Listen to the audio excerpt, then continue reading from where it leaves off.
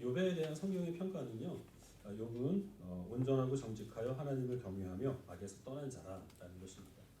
하나님도 그런 욥을 기특하게 여기셔서 그에게 많은 복을 주십니다. 7명의 아들과 3명의 딸이 있었고 가축이 10,000마리가 넘었습니다. 그리고 많은 종들을 거느리고 있는 사람이었는데, 그래서 이제 동방에서 가장 부유한 자다라는 이제 그런 평가를 받습니다. 하나님께서 어느 날 사탄에게 그 욥을 칭찬하십니다. 네가 이 욥과 같이 온전하고 정직하며 악에서 떠난 자를 본 적이 있느냐? 사탄은 하나님을 비웃지요. 욥이 하나님을 섬기는 것이 어찌 이유가 없겠습니까? 하나님께서 욥에게 그런 복을 주시니까 욥이 그 복을 바라고 하나님을 섬기는 것이지, 하나님 좋아서 하나님을 섬기는 것으로 오해하지 마십시오. 그렇게 얘기를 합니다. 그래서 하나님께서는 그렇다면 네 말이 맞는지 틀리는지 욥의 모든 소유를 너의 손에 맡길 테니까 네 마음대로 한번 해봐라. 다만 그의 몸에만은 손을 대지 말아라 라고 말씀하십니다.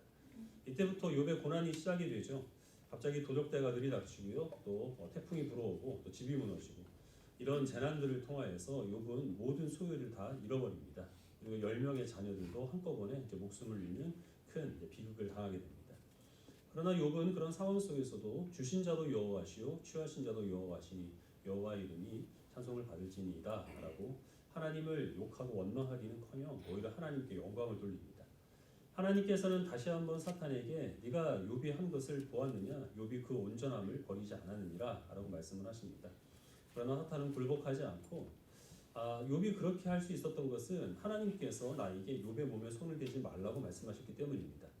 재산보다 건강이 더 중요한 것인데 욥이 만약에 건강을 잃게 되면 분명히 하나님을 욕할 테니 나에게 한번 맡겨보십시오. 또 이렇게 하나님께 도전장을 내립니다. 하나님께서는 그렇다면 욥의 그 몸에 네가 손을 대도 좋다. 그러나 그의 생명만은 해하지 말아라 라고 말씀을 하십니다.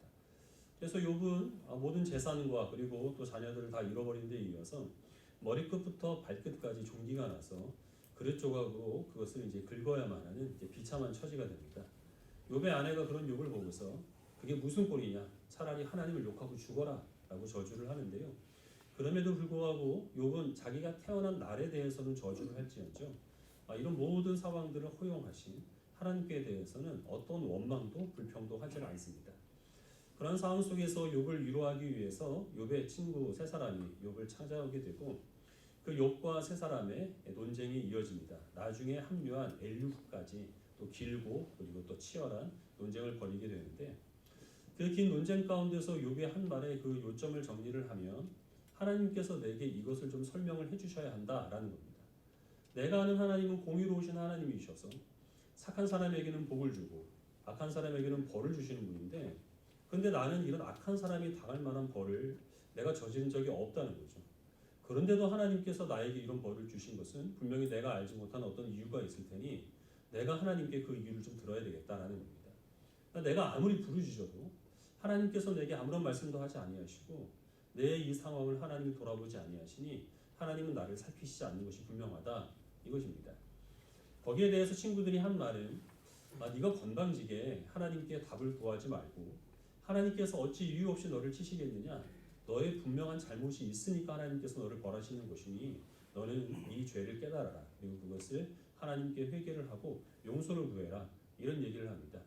내 시작은 미약하였으나 내 나중은 창대하리라 라는 우리가 좋아하는 그 말도 사실 이 친구들이 이 욥을 질책하면서 한 말 중에 포함되어 있는 말입니다. 이런 긴 그 논쟁이 욥기 3장에서부터 욥기 37장까지 이어집니다. 무려 34장에 걸쳐서 욥과 친구들과 나중에 합류한 그 엘리후가 여러 가지 이야기들을 또 주고받는데요. 그러다가 결국 욥기 38장에 가서야 하나님은 비로소 나타나십니다. 그리고 38장부터 41장까지 또 하나님께서 욥에게 길게 말씀을 하시는데, 그 하나님 말씀을 다 듣고 난 욥이 마지막으로 이제 하나님께 고백한 내용이 우리가 지금 읽은 욥기 42장 1절부터 6절까지의 말씀입니다. 하나님의 모든 말씀을 다 듣고 난 다음에 욥이 하나님께 고백하는 것은 하나님께서는 전능하신 분이고 하나님이 계획하신 것은 하나님이 이루지 못할 일이 없다는 것을 내가 알았습니다 라는 겁니다.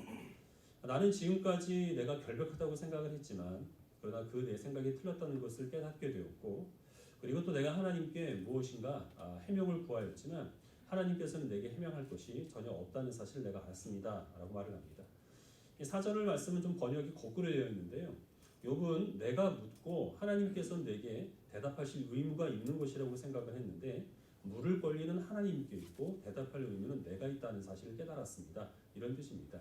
그리고 욥은 내가 지금까지는 귀로만 하나님을 들었는데 이제야 눈으로 하나님을 배움나이다. 내가 지금까지 말한 모든 것을 다 내 스스로 철회를 하겠으니 그리고 내가 회개하겠으니 나를 용서해 주십시오. 이런 하나님께 고백을 드립니다. 하나님께서는 그렇지만 욥이 잘못했다라고 질책하지 아니하시고 그 친구들을 책망하십니다. 너희들이 욥처럼 옳지를 못하다. 그리고 욥이 지금까지 이 잃었던 모든 소유들을 2배로 하나님께서 회복하여 주십니다. 우리는 이 욥기를 전체적으로 처음부터 읽으면서 욥이 당한 일을 바라보기 때문에 욥이 왜 이런 고난을 당했는지에 대해서 아는 상태에서 욥기를 읽겠습니다. 근데 우리가 욥의 그 입장에서 생각을 해본다면 욥은 자기가 왜 이런 고난을 당하는지 전혀 알지 못하는 상태에서 여러 가지 일들을 갑작스럽게 당하게 되죠. 그리고 욥은 끝까지 자기가 왜 이런 고난을 당했는지에 대해서 그 이유를 알지를 못합니다. 하나님께서 욥에게 나타내서 하신 말씀은 네가 왜 이런 고난을 당하게 됐는지에 대한 이유의 설명이 아닙니다. 욥이 당한 고난과는 아무런 상관도 없는 말씀을 하십니다. 내가 천지 만물을 창조할 때 너 어디 있었느냐? 내가 세상을 주관하는 그 원리를 네가 이해를 하느냐? 베헤못이나 리오 야단과 같은, 그래서 이게 하마를 의미하는 것 같기도 하고 악어를 의미하는 것 같기도 하고 공룡을 뜻하는 것 같기도 하는 이런 미지의 생물에 대해서 네가 아는 바가 있느냐? 이런 것들을 하나님께서 물으십니다.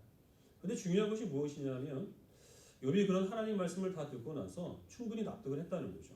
내가 왜 고난을 당했고 내가 이런 일을 당할 때 하나님께서 무엇을 하셨는지 거기에 대해서는 더 이상 그가 궁금히 여기지를 않습니다. 하나님의 그 설명에 충분히 납득을 했다는 겁니다.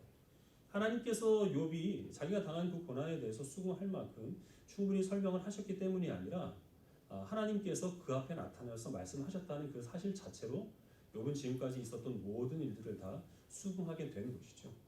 이것이 바로 귀로만 들었던 하나님을 눈으로 보게 되었을 때 욥에게 일어난 변화라는 것입니다. 이런 변화는 어디에서 일어날까요? 우리 부모님들에게 만약에 우리 자녀들을 이 부모님의 취향대로 원하는 성격, 외모, 능력 그런 것들을 갖춘 자녀를 얻을 수 있는 그런 기회가 있다면 그럼 우리 부모님들은 사실 지금 실제로 집안에 있는 자녀들과는 조금 다른 자녀를 원하지 않았을까요? 이건 뭐 부모님들이 좀 미안하게 생각하실 필요가 없습니다. 우리 자녀들한테 똑같이 부모에 대해서 물어봐도 우리 자녀도 비슷한 생각을 할 테니까요. 우리는 말로는 허구한 날 옆집에 좀 본받아라 뭐 이렇게 얘기를 한다고 하더라도 실제로 옆집 사람이 어느 날 갑자기 우리들에게 그럼 우리 자녀를 바꿔서 키우실래요? 이렇게 얘기를 하면 거기에 대해서 수긍할 그런 부모는 한 사람도 없을 겁니다. 그렇죠? 그 솔깃한 표정이신데요. 그렇다고 해야 설교가 진행이 되니까 이제 그렇다고 하십시다. 그리고 이건 무엇이죠? 우리 자녀가 사랑스럽고 소중하기 때문입니다. 그러나 우리 자녀들에게 있어서 그들이 사랑받을 만큼 소중히 여김받을 만큼 그렇게 충분히 설명 가능한 그런 이유가 있느냐? 전혀 그렇지 않습니다. 그저 우리의 자녀이기 때문에 사랑하는 것이고 우리 자녀이기 때문에 소중히 여기는 것이죠. 그럼 배우자의 관계 가운데서 역시 마찬가지인데요. 제가 아는 어떤 집사님은 이상형이 강동원이었습니다. 중학생 때부터 그 얘기를 했어요. 자기는 강동원 같은 남자가 아니면 사귀지를 않겠다. 근데 실제로 결혼해서 살고 있는 남편은 강동원하고는 좀 거리가 먼 사람이거든요. 하온이 아빠가 좀 멋지기는 해도 강동원은 아니잖아요. 우리가 어떤 저마다 마음에 품고 있는 이상형들은 다 있습니다만은 그러나 그 이상형이라고 하는 것은 이제 우리가 배우자가 될 사람을 만나는 순간 아무런 의미를 갖지를 못하게 됩니다. 그 배우자가 이제 이상형이 되는 것이죠. 가장 멋지고 그리고 가장 아름다운 사람과 함께 살아가는 것만으로도 감사하게 되지 않습니까? 그렇죠? 표정 관리들을 잘 하시고요. 그렇게 된 이유는 여기에 무슨 설명이 필요하거나 또 거기에 합당한 이유가 있어서가 아닙니다. 그것이 바로 인격적인 관계가 우리에게 주는 사랑이라고 하는 그런 감정인 것이고 그것이 우리와 사람 사이에 일어나는 모든 것들을 다 말로 설명하는 것이 아니라 그저 합당하게 받아들이도록 역사하는 겁니다. 욥이 귀로만 들었던 하나님을 눈으로 보아 알았을 때 일어난 일이 바로 이런 일이라는 것이죠. 욥은 하나님께 대해서 알고 있었습니다. 그러나 욥이 알고 있는 하나님은 인격적인 존재가 아닙니다. 이 선한 사람에게는 복을 주고 악한 사람에게는 이 벌을 준다는 하나의 원리로만 하나님을 이해하고 있었을 뿐입니다. 그러나 그 욥이 이 고난 후에 하나님을 만나게 되었을 때 욥이 알게 된 것은 하나님은 전능하신 분이고 그리고 그리고 하나님께서 그 능력으로 이 천지 만물을 창조하셨을 뿐만 아니라 지금도 하나님의 선한 섭리에 따라서 다스리고 계시는 그 하나님이라는 사실을 그가 깨닫게 된 것이죠. 그 선한 섭리가 어떤 이유와 목적을 가지고 알 수는 없습니다만은 그러나 어쨌든 하나님은 자기가 알 수 없는 능력과 지혜로 세상을 다스리는 분이라는 사실을 그 욥이 깨닫게 된 겁니다. 그리고 욥은 동시에 그 위대하신 하나님께서 한날 피었다가 지는 풀과 같은 자신에게 먼지와 같은 자신에게 나타나셔서 말씀을 하신다는 겁니다. 자기는 하나님께서 나를 살피시지 않는다라고 불평을 했지만 그러나 사실 하나님께서는 그 욥을 처음부터 끝까지 계속 지켜보고 계셨고 그가 내뱉었던 지극히 사소한 푸념 하나까지 하나님께서는 들으신다라는 사실을 알게 되었을 때 욥은 비로소 그때서야 하나님을 인격적인 존재로 인식하게 된 겁니다. 그렇게 된 이상 욥은 더 이상 자기가 왜 고난을 받았는지 자기가 이렇게 힘들 때 하나님이 뭐라고 계셨는지 그것은 아무런 의미가 없는 질문이 되어버리고 말았던 것이죠. 하나님께서 내게 말씀하신다. 하나님이 나를 살펴보고 계시고 나를 사랑하신다라는 그 사실 하나만으로도 지금 겪었던 그 수많은 고난들을 전혀 헛되거나 아니면 억울하게 여기지 않을 수 있게 된 겁니다. 제가 직장 생활을 할 때 IT 부서의 팀장님이 이제 선천적으로 이제 외소증을 앓고 계신 분이었는데요. 속된 말로 난쟁이라고 하죠. 키가 약 1m 정도밖에 되지 않는 분이셨습니다. 그분은 이제 불교 신자였는데 그래서 팔정도를 이 프린트해서 자기 사무실 벽에다가 붙여놓은 분이었습니다. 그러니까 제가 교회를 다니는 것을 아니까 어느 날 이제 저에게 이런 얘기를 했습니다. 야, 그 하나님이 있다면 나 같은 사람은 어떻게 설명할 거냐? 그래서 저는 그럼 부처님은 뭐 하셨대요? 이렇게 대답을 하려다가 말단이기 때문에 그 얘기를 차마 하지 못했고 사실은 할 얘기가 없었습니다. 뭐 지금에서야 설득은 하지 못하더라도 설명은 가능할 수 있죠. 그렇기 때문에 세상이 타락한 것이고 그래서 우리와 같은 그 연약함과 허물을 가진 사람들을 온전하게 하실 예수님의 다시 오실 그날을 우리가 바라보며 살아가야 한다고 뭐 그런 식으로 얘기는 할 수 있겠습니다만은 그때는 사실 저도 궁금했습니다. 왜 저분은 저렇게 태어나도록 하나님께서 허용하셨을까? 이 욥기가 쓰여진 시기는 우리가 알 수 없습니다. 근데 이제 욥이 살았던 시대에 대해서는 대부분의 학자들이 아주 오래전인 이 옛날일 것이라고 추측을 합니다. 아브라함보다 훨씬 더 그 오래전으로 거슬러 갈 것이라고 생각을 하는데요. 그러면 이제 지금으로부터 이제 5,000년이 넘는 굉장히 오래전이 되는 것이죠. 이때 욥이 가졌던 고민이나 예수를 믿는 오늘날 우리가 갖는 고민이나 사실 그 내용적인 면에 있어서 크게 다를 바는 없습니다. 그건 뭐냐면 하나님께서 세상을 다스리시고 그리고 하나님이 세상을 천지를 창조하시고 하나님이 능력대로 모든 것들을 주관하시는데 그런데 그 많은 능력을 가지고 하나님께서 너무 형편없이 세상을 다스리신다라는 겁니다. 내가 하나님이라면 철저한 원칙에 따라서 선한 사람들은 반드시 이 복을 주고 악한 사람들은 벌을 줄 텐데 반대가 되는 경우가 많다는 거죠. 어찌하여 하나님이 다스리는 이 세상 가운데서 지금 창궐하고 있는 이 전염병과 같은 그런 현상들이 일어나게 되고 이왕 전염병이 돌 것 같으면 나쁜 놈들만 골라서 올렸으면 좋겠는데 왜 사람을 가리지 않는 것인가? 왜 선천적인 질병을 타고 태어나는 어린 아이들이 있고 그렇게 죽어가는 사람들이 있는가? 위기에 빠진 선한 사람들이 도움을 요청해도 하나님께서 응답하지 아니하시고 우리가 아무리 간절히 기도해도 하나님께서 들으시지 아니하시는 그런 현실들이 우리를 너무 사실은 힘들게 합니다. 그래서 대부분의 사람들은 그런 이유 때문에 하나님의 존재를 인정하지 않죠. 하나님을 철저히 배제하고 어떤 운명에 자기의 삶을 맡기고 그렇게 생각 없이 편하게 살아가다가 그리고 죽습니다. 또 신의 존재를 인정하는 사람들도 천지를 창조하시고 선한 섭리로 다스리시는 그런 하나님의 주권에 따라 그런 하나님을 인정하지 않고요. 자기 어떤 소소한 개인적인 소원을 이루어주는 그런 좀 큰 능력을 가진 그런 어떤 원리로만 하나님을 또 이해하고 있는 그런 사람들도 대단히 많습니다. 우리 믿는 그리스도인들은 성경의 가르침에 따라서 하나님께서는 세상을 창조하셨을 뿐만 아니라 그 동일한 능력으로 지금도 여전히 하나님의 선한 섭리대로 역사하시는 그런 분이라는 사실을 신앙으로 고백을 하고 있습니다. 하지만 자연재해나 질병이나 예기치 않은 사고 이런 것들을 인하여서 큰 고난을 만난 그런 사람들에게 하나님의 선한 섭리에 대해서 우리가 증거하기에는 여간 어려운 일이 아닙니다.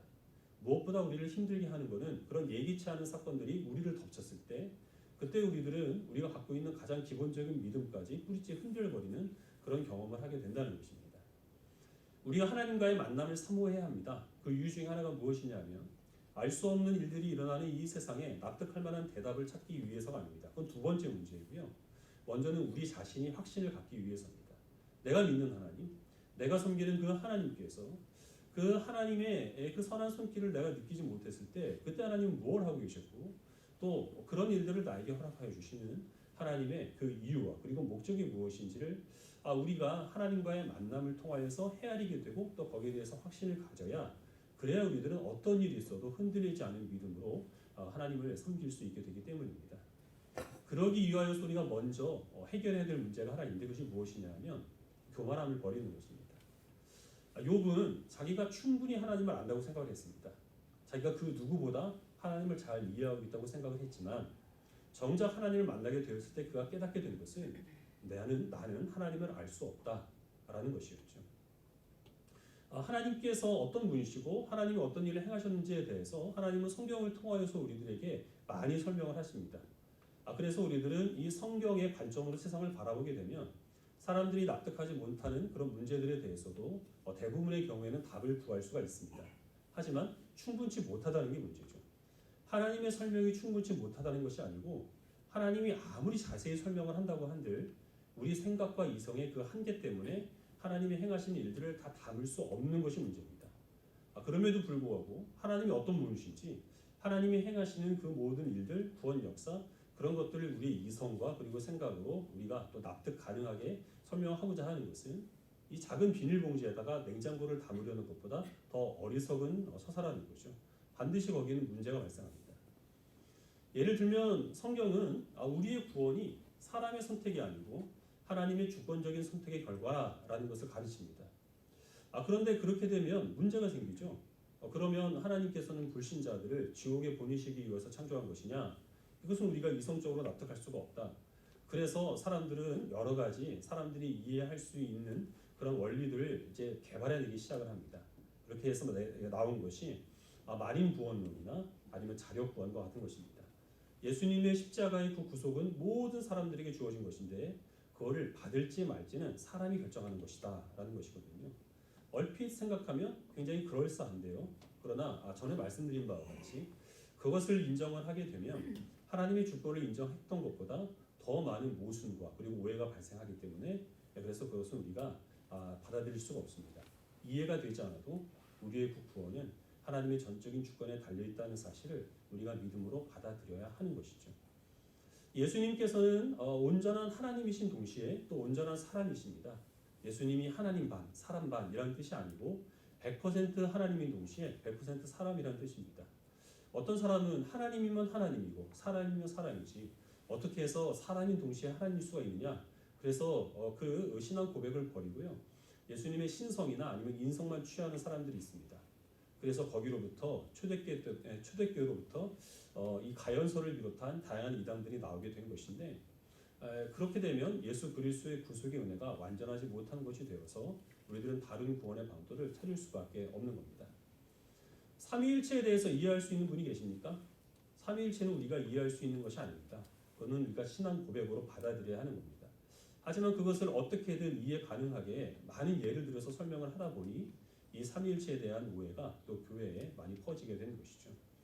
교회를 어지럽히는 많은 이단 사설들, 그릇된 사상들, 또 잘못된 방향으로 나가는 운동들 그 근원을 자세히 살펴보면 사람의 그 이성과 생각으로 담을 수 없는 하나님을 자기 생각의 한계 안에 가두려다가 결국에는 작은 주머니가 터지게 됨으로써 나타난 이 그릇된 현상이라는 것을 우리가 알 수 있습니다.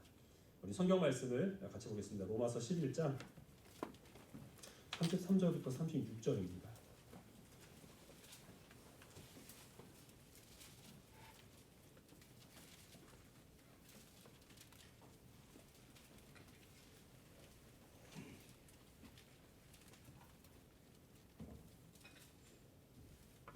로마서 11장 33절부터 36절까지 말씀을 한 절씩 읽어보겠습니다. 33절을 제가 먼저 읽겠습니다. 깊도다 하나님의 지혜와 지식의 풍성하며 그의 판단은 헤아리지 못할 것이며 그의 길은 찾지 못할 것이로다. 누가 주께 먼저 드려서 갚으심을 받겠느냐? 이는 만물이 주에게서 나오고 주로 말미암고 주에게로 돌아갑니다. 그에게 영광이 세세 있을지어다. 아멘. 바울은 로마서에서 유대인들은 예수님을 배척하고 오히려 이방인들이 예수님을 영접해서 하나님의 백성이 되는 이런 일들에 대해서 너무나 크게 상심하고 그리고 고민했습니다. 하지만 바울이 내린 결론은 무엇이냐면 결국에는 많은 과정을 거쳐서 유대인이든 이방인이든 하나님께서는 구원하시고자 하는 자를 반드시 구원하신다라는 것입니다. 그래서 이제 바울은 자기의 고민을 내려놓고 그런 측량할 수 없는 하나님의 지혜와 지식을 찬송을 합니다. 그래서 하나님의 그 지혜와 지식은 너무 풍성하고 깊어서 사람이 다 헤아릴 수 없다는 것이죠. 그 누구도 하나님께서 먼저 그 길을 알려주지 않는 이상 하나님께서 어떤 길을 행하시든지 이해할 수가 없고 또 그 누구도 하나님께 조언을 해드릴 수 없으며 하나님의 필요를 채울 수 없다. 하나님은 홀로 완전하시고 처음과 나중이 되신다라고 그렇게 고백을 하고 있습니다.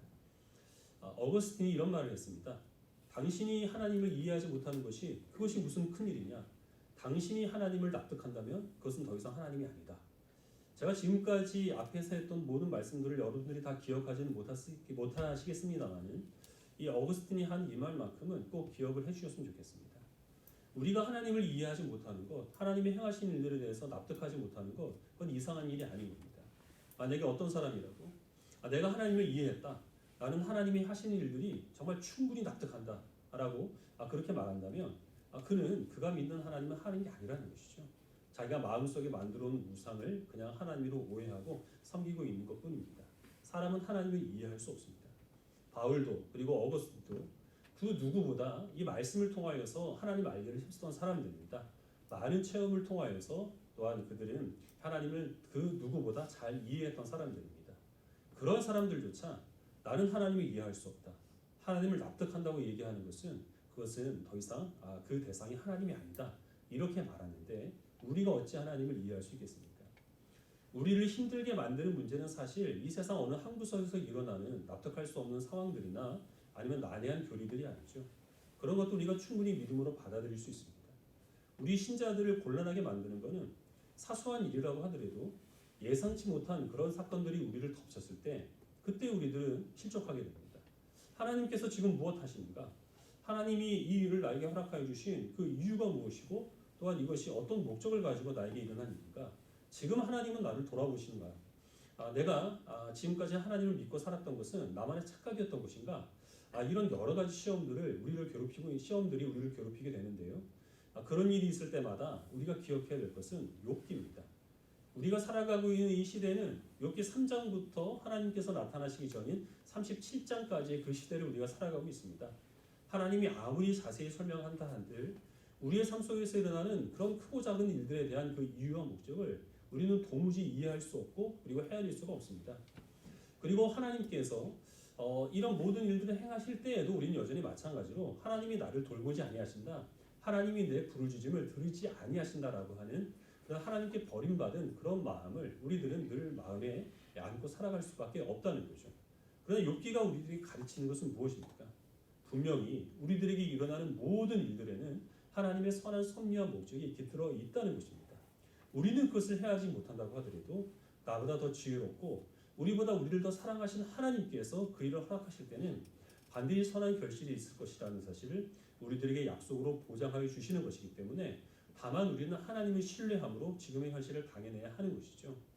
때가 되면 하나님께서 우리 앞에 나타나셔서 하나님이 나를 돌보지 아니하시고 내 기도를 듣지 아니하신다라고 여겼던 바로 그 순간까지도 하나님께서는 한시도 우리들에게 시선을 떼지 아니하시고 기도가 아닌 우리의 작은 푸념까지 하나님께서는 일일이 들으시고 기억하셨다는 사실을 우리들에게 알게 하여 주실 때가 반드시 오게 될 겁니다. 우리는 그날을 바라보는 믿음 가운데 희미하지만 하나님을 붙들고 살아가야 한다는 것입니다. 이 믿음이 어디에서 나올까요? 세상이 우리들에게 주는 것이 아니라 오랫동안 교회 다녔다고 해서 저절로 생겨나는 믿음이 아니라 하나님을 인격적으로 만났을 때 하나님을 만난 주의 백성들에게 하나님께서 선물로 허락하여 주시는 것입니다. 여러분들은 하나님을 만나는 경험을 하셨습니까?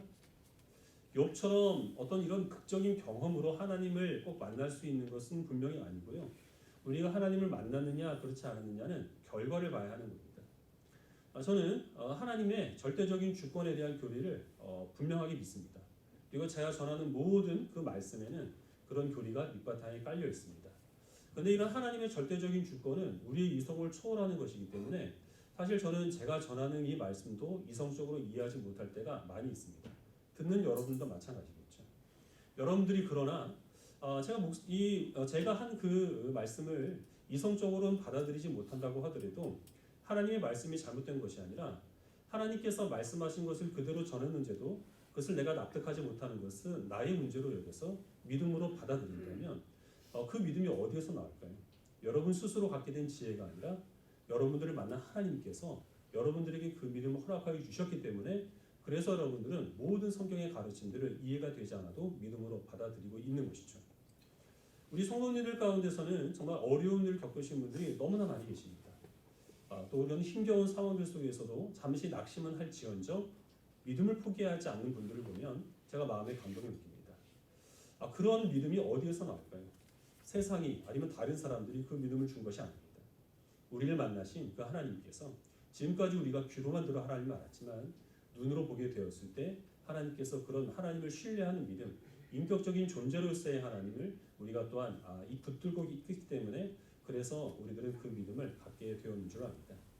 하나님 알기를 더욱더 힘쓰시기를 바랍니다. 그러나 우리가 성경이나 아니면 어떤 지식적으로 하나님을 이해하는 것에는 한계가 있다는 사실을 또한 더불어서 인정하시기를 바랍니다. 하나님과의 만남을 더욱더 사모하시고 우리가 인식을 하든 그렇지 않든 우리를 늘 만나주시고 우리에게 믿음 주시는 원하시는 하나님께 우리의 마음을 여시기를 바랍니다. 어떤 상황 속에서도 흔들리지 않는 신뢰로 내가 이제는 귀로 하나님을 아는 것이 아니라 눈으로 보아 하나님을 알게 되었다는 이 욥의 고백으로 하나님께 영광을 돌리기에 부족함이 없는 주의 백성들 되시기를 주님의 이름으로 축원합니다. 기도하겠습니다.